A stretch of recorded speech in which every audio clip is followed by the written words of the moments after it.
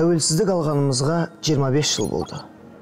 Бейбіт те берекелі өмір сүрудеміз. Еліміз көркейіп, мемлекетімізді әлем тануда. Дегенмен, Қазақстан маған не берді дейтін болымсыз сұрақты өмірінің мәніне айналдырып алған кей адамның шола қойы мені еріксіз ойға жетелейді. Өзін туған елдің патриоты санайтын саналы азамат болса, бұл сұрақты басқаша қойған болар еді. Мен Қазақстанға не бердім деп? Иә, мен еліме не бердім?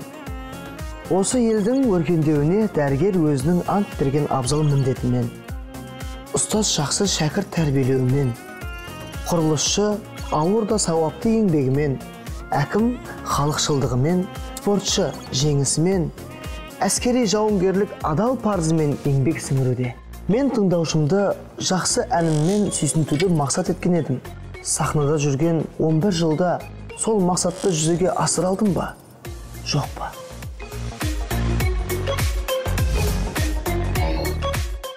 Азды көпті жетістікке жеттім. Халықтың сүйікті әншісінен алдым. Әрине, бұның бәрі алдымен өнерді бағалай білетін сауатты тыңдарманның, өнерінің шыңдалуына қол ұшын созған айналамдағы жақындарымның, ең бастысы елімізге тәуелсіздікпен бірге келген бейбітшіліктің арқасы.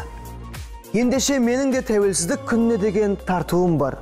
21 желтоқсан Алматы аренаға келіңіздер.